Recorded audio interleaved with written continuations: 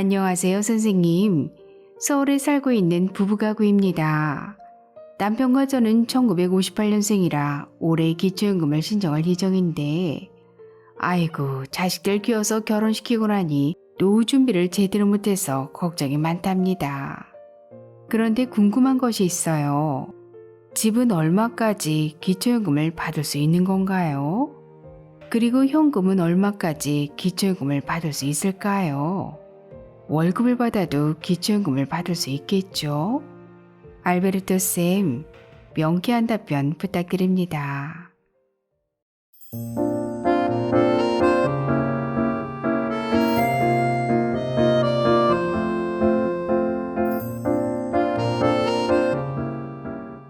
안녕하셨습니까? 행복한 인생 이막 알베르토입니다.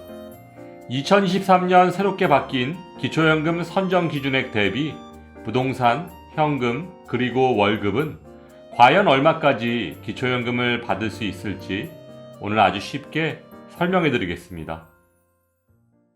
오늘 부동산, 현금, 그리고 월급은 얼마까지 기초연금을 받을 수 있을지를 계산하기에 앞서 먼저 2023년 기준 기초연금 선정 기준액이 얼마인지부터 설명드리겠습니다. 2023년 기초연금 선정 기준액은 단독가구 202만원, 부부가구 323만 2천원인데요. 이는 집값, 현금, 월급 등 신청인의 모든 소득과 재산을 반영한 소득 인정액이 단독가구 202만원, 부부가구 323만 2천원 이하면 기초연금 수급 대상이 되실 수 있다는 얘기인데요. 그런데 여기서 조심해야 할 것이 있습니다. 그것은 바로 소득 역전 방지 감액이라는 제도인데요. 본인의 소득 인정액에 기초연금액을 더한 금액이 기초연금 선정 기준액을 초과하면 초과한 금액만큼을 기초연금에서 감액하는 제도입니다. 내용이 좀 어려우시죠? 그렇다면 아주 쉽게 말해서 기초연금을 감액당하지 않고 단독가구 32만 3,180원, 부부가구 51만 7,080원을 모두 받으시려면 단독가구는 소득 인정액이 169만 6,820원 이하여야 하고 부부가구는 소득 인정액이 271만 4,920원 이하여야 한다는 것입니다. 만일 소득 인정액이 이 기준 금액을 조금이라도 초과한다면 초과한 금액만큼을 매달 받는 기초연금에서 감액한다는 얘기입니다.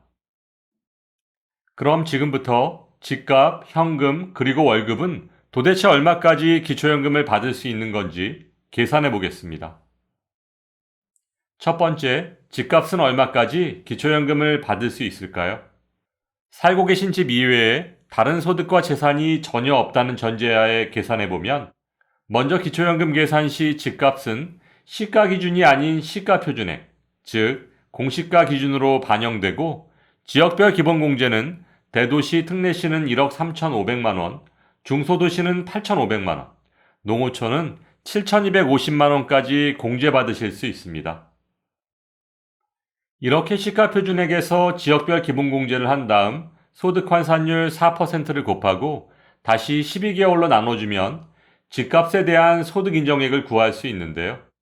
이런 방법으로 집값에 대한 소득 인정액을 계산해보면 단독가구는 대도시 기준 시가표준액이 7억 5천만 원 이하, 중소도시는 7억 원 이하, 농어촌은 6억 8,500만 원 이하면 기초연금 수급 대상이 되실 수 있고 앞에서 설명드렸던 소득 역전 방지 감액을 당하지 않고 기초연금 32만 3,180원을 모두 받으려면 대도시 기준 시가표준액이 6억 원, 중소도시는 5억 5천만 원, 농어촌은 5억 3천만 원 이하면 기초연금을 감액 없이 100% 받으실 수 있습니다.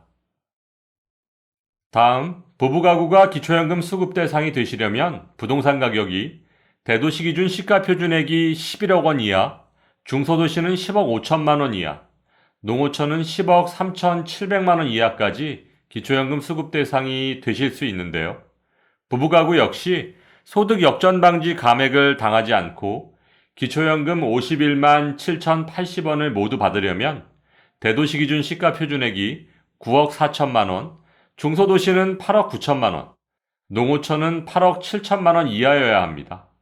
그리고 여기서 주의하셔야 할 점은 소유하고 계신 부동산은 시가표준액, 즉 공시가를 기준으로 계산되며 지역별 기본공제는 부부가 소유하고 있는 부동산의 시가 표준액을 모두 합한 후 딱 한 번만 공제받으실 수 있습니다. 또한 전세에 거주하실 경우 전세보증금에서 기본공제를 받을 수 있는 금액이 5%에 불과하기 때문에 집을 소유한 것보다 기초연금에는 훨씬 불리하게 작용한다는 점도 꼭 기억하시기 바랍니다. 두 번째, 현금, 즉 금융재산은 얼마까지 기초연금을 받을 수 있을까요? 일반 재산과 근로소득이 전혀 없다는 가정하에 소득 인정액을 계산해 보면 금융재산은 부부의 예금, 적금, 주식, 보험 등을 모두 합한 금액에서 기본공제 2천만 원을 딱 한 번만 공제받을 수 있고 금융재산에서 발생하는 이자 소득은 월 4만 원씩 기본공제를 받을 수 있는데요.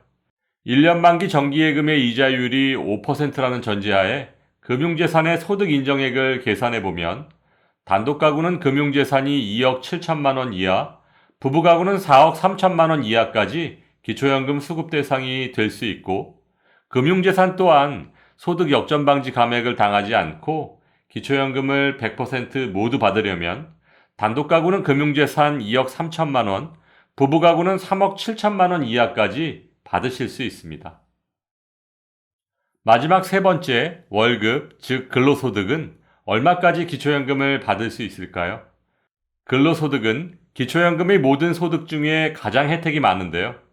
근로소득 이외에 다른 재산과 소득이 전혀 없다는 전제하에 계산해보면 근로소득은 기본공제 108만 원, 추가공제 30%를 받을 수 있습니다. 따라서 단독가구는 근로소득이 395만 원 이하, 부부가구는 565만 원 이하까지 기초연금 수급 대상이 될 수 있고 소득 역전방지 감액을 당하지 않고 기초연금을 100% 모두 받으려면 단독가구는 근로소득이 345만 원, 부부가구는 495만 원 이하까지 가능합니다. 물론 근로소득은 기본공제와 추가공제를 부부 각각 적용받을 수 있으므로 맞벌이를 하실 경우에는 보다 많은 근로소득이 있으셔도 기초연금 수급 대상이 되실 수 있다는 장점이 있습니다. 또한 근로소득은 세금을 공제하기 전의 소득, 즉 세전 소득을 기준으로 반영된다는 점도 꼭 기억하시기 바랍니다. 네, 그렇군요. 금융재산, 부동산, 월급. 이렇게 모두가 계산 방법이 다르다니. 조금 어렵기는 하지만 선생님 강의를 보면서 우리 부부도 예상소득 인정액을 한번 계산해 봐야겠어요. 오늘 좋은 정보 감사드립니다. 오늘 설명드린 것처럼 기초연금을 감액 없이 100% 모두 받으려면 현금보다는 부동산이, 부동산보다는 근로소득이 훨씬 유리합니다. 또한 올해는 1958년생부터 기초연금을 신청하실 수 있는데요. 차분히 준비하셔서 좋은 결과 있으시길 바라고 오늘도 알베르토가 어르신들의 행복한 인생 2막을 응원하겠습니다. 행복한 하루 되세요. 좋아요, 구독, 그리고 알림과 공유는 좋은 콘텐츠를 만드는